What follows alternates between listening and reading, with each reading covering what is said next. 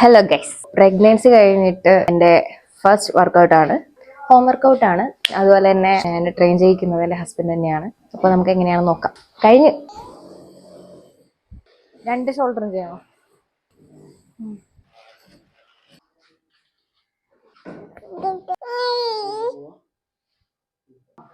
എങ്ങനെയായിരുന്നു കൈ എങ്ങനെ പിടിക്കാൻ?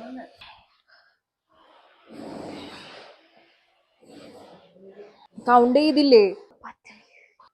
കാറ്റ് കൊടുത്ത ചെക്ക്. അയ്യോ, അതങ്ങനെയല്ലല്ലോ.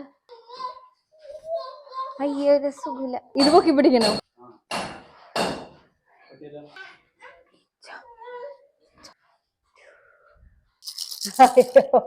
വർക്കൗട്ട് ചെയ്യോ?